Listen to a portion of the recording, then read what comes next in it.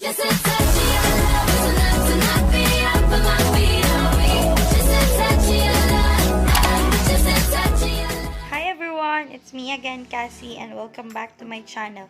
For today's vlog, tudloan ta mo kung giun saan ako pag-edit ang akong profile picture kaya makita niyo sa akong thumbnail. So first, kailangan nimo ang Picsart application. I-open nimo na siya, then mag-add ka og photo. Pahitaan nimo tong photo na gusto nimo edit. So ang ako is nasa Facebook na album. Kana siya. Then next is mag-select ka og effect niya. Ang akong effect na ginapili is Galaxy. So, mag-load lang na siya kadali. Then, after na, tap na pud ka again. Then, lighten. Next, ana, is i-crop nimo siya. Gamiton nimo ng murag crop tool na tao ang icon. Then, load lang siya kadali.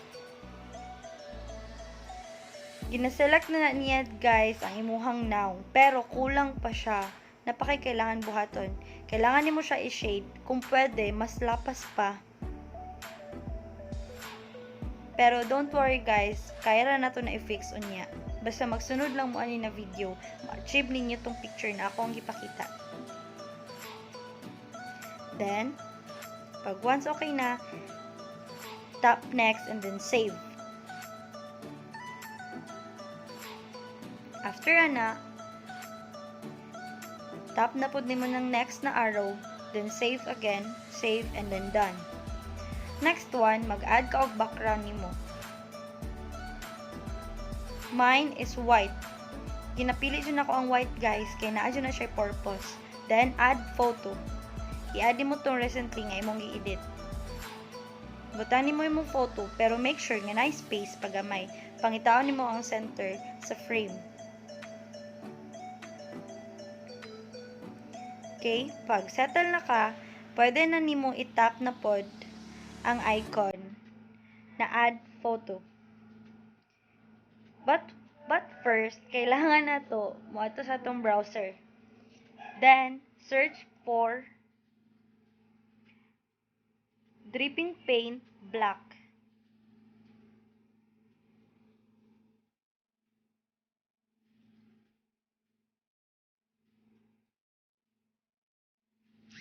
Tap images. Then, mangita mo guys kung unsa inyong gusto na dripping paint na forma. So, kana ang ako ang napilian. Download, image. Then, go back to Picsart. Add photo. Then, select nimo to na download nimo na dripping paint. Since duha ni siya ka image, giselect na ko ang nasa baba kay wala siya watermark. Then, imula na siyang i-tansya og asa siya dapat ibutang. Pareho lang gid sa akong ginabuhat guys. If masundan na ninyo, makaya na ninyo achieve ang ako ang effect na gibuhat. Then, select blend. Then, tap lighten. Pag lighten guys, white lang jud ang makita. Mo nang white ang ato ang background kay para ing ana siya. Nagyud siya purpose.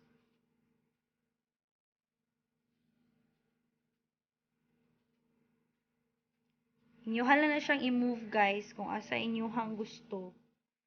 Kay para ma-achieve nimo tong imong gusto na output. Ma-satisfy mo. Then once ma-okay na, i-tap nimo ang paint.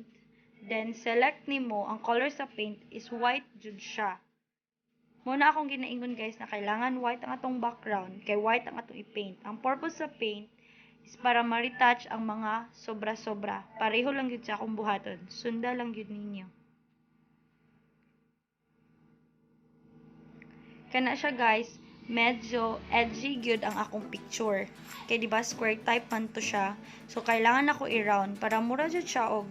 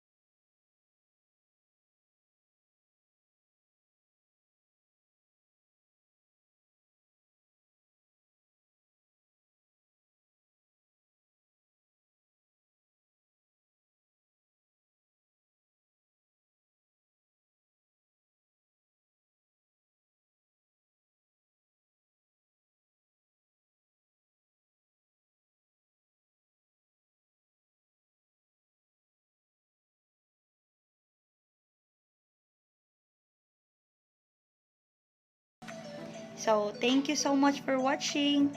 And don't forget to subscribe, hit the bell button, and like. Thank you. Bye!